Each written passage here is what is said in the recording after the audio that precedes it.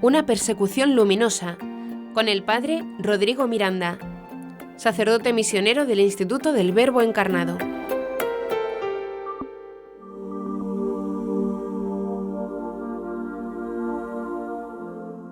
Hola amigos, soy el padre Rodrigo Miranda, sacerdote misionero del Instituto del Verbo Encarnado. Los años en la misión de Siria fueron muy intensos. Y esto desde el inicio, incluso ya antes de la guerra. ¿Cuántos planes teníamos en esa tierra tan próspera y ferviente? Debido a las condiciones sociales y políticas, era un lugar que se prestaba para contribuir al crecimiento de las comunidades cristianas, siempre dispuestas a dar testimonio público de su fe a los no creyentes, siempre atentas a las necesidades de todos.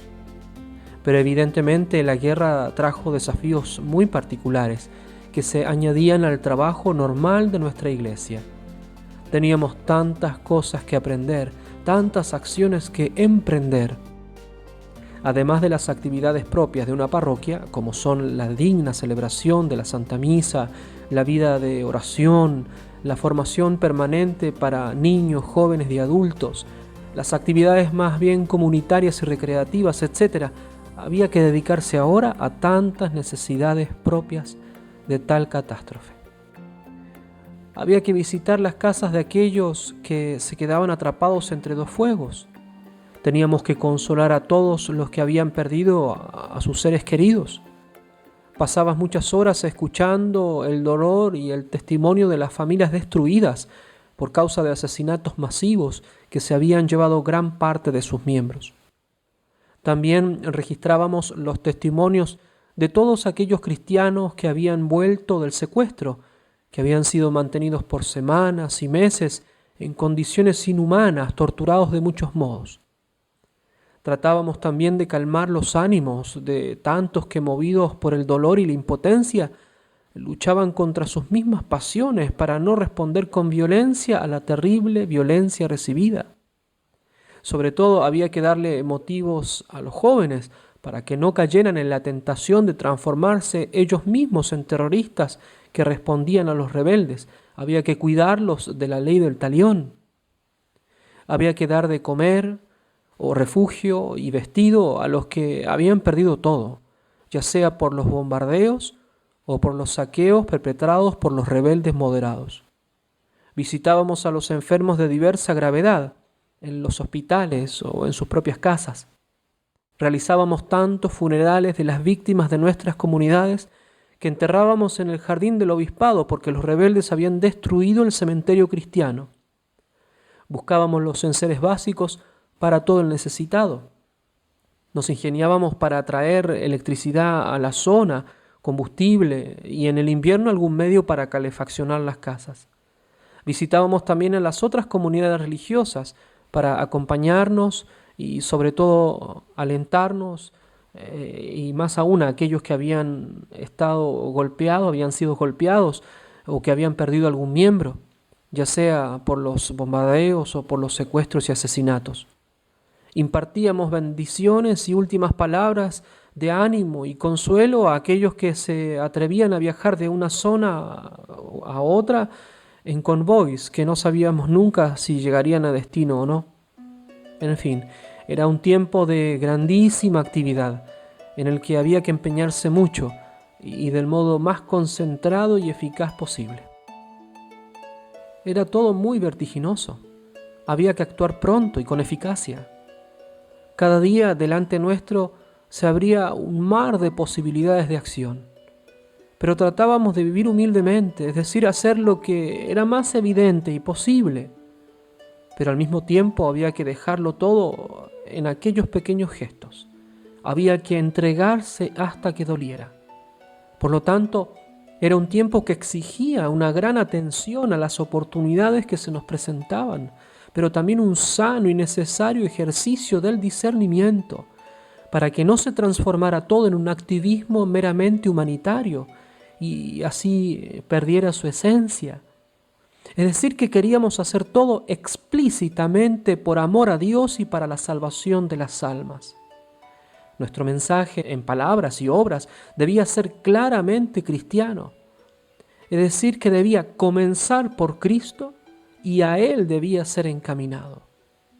Es ese consejo de la palabra de Dios que nos dice: todo cuanto hagáis, hacedlo de corazón, como para el Señor y no para los hombres, conscientes de que el Señor os dará la herencia en recompensa.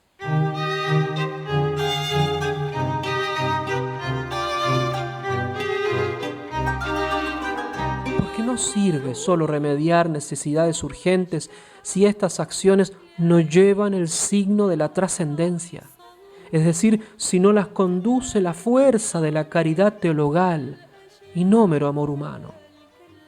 Lo dijo el mismo Señor: pobres tendremos siempre, es decir, abundan las posibilidades de acción y abundarán siempre. Lo nuestro tiene que llevar un sello distintivo, algo que va más allá de las obras mismas. El mensaje que contienen las obras cristianas va más allá de la materialidad de esas obras, exceden a las obras mismas, porque hablan de realidades superiores. Porque díganme ustedes, ¿cómo es posible que dar de comer al hambriento signifique alimentar y amar al mismo Dios? Hay una cierta desproporción. Pues bien, quiere decir que todo lo que hacemos, cuando lo hacemos por Dios, tiene sabor de infinito y conduce hacia lo eterno. De este modo, ante el mar de obras que tienes que realizar, aprendemos eso de hacer lo que estamos haciendo con todo el alma. Es ese viejo adagio que repiten los santos: age quod agis.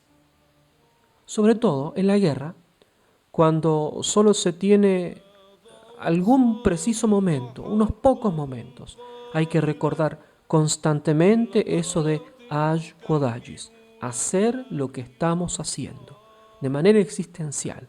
Es el único momento. Tienes solo esa acción que emprendes, ese momento para hacerlo, esa disposición para acabar lo mejor que puedas. Y todo eso porque esa obra es para agradar a Dios y no a los hombres. Ni siquiera el beneficiario de ella, sea un pobre, uno que sufre o una víctima. En ese momento, el de la obra, hay que hacerse conscientes del valor del presente, el valor del tiempo, el valor de esa actividad particular en la que estás empeñado, especialmente cuando su objetivo es bueno y alto y es trascendente. Ese es el modo simple con el cual los santos emprenden cada obra, por más pequeña y hasta banal que parezca. Hay una anécdota de San Luis Gonzaga, cuando era novicio jesuita, que nos puede ilustrar este punto. Estaban en el recreo, algunos conversando, otros jugando, etc.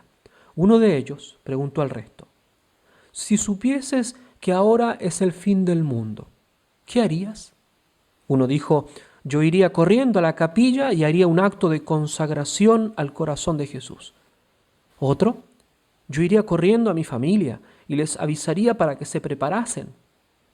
Cuando llegó el turno de San Luis Gonzaga, dijo: pues yo seguiría jugando, porque es la hora del recreo y es lo que toca hacer.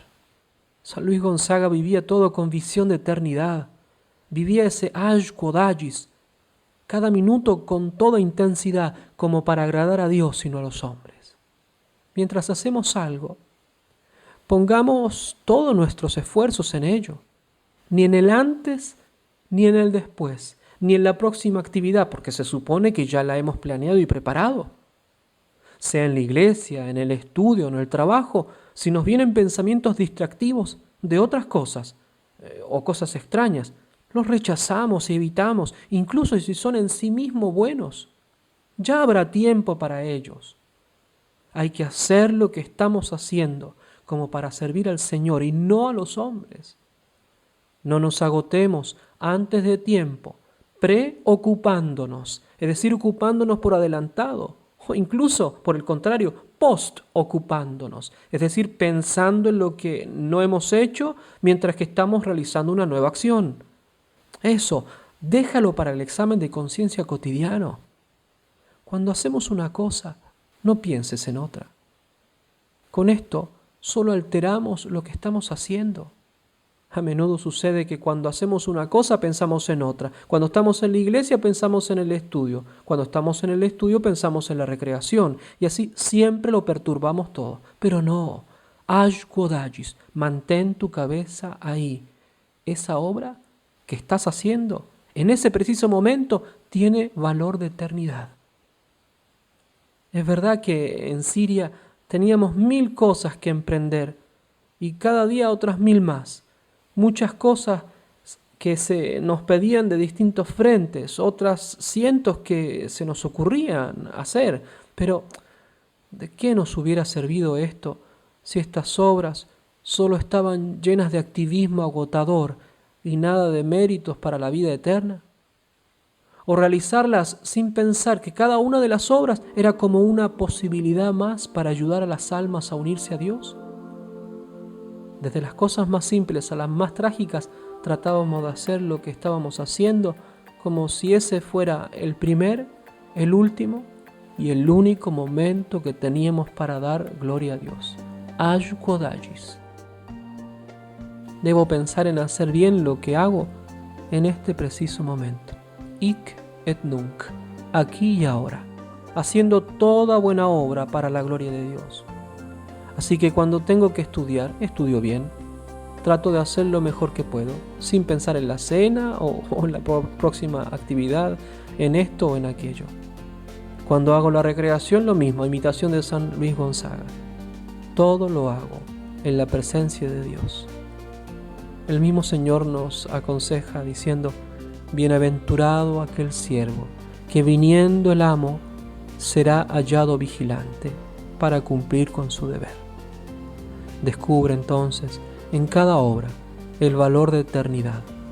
Aprovéchala para dar frutos de santidad. Que Dios te bendiga mucho.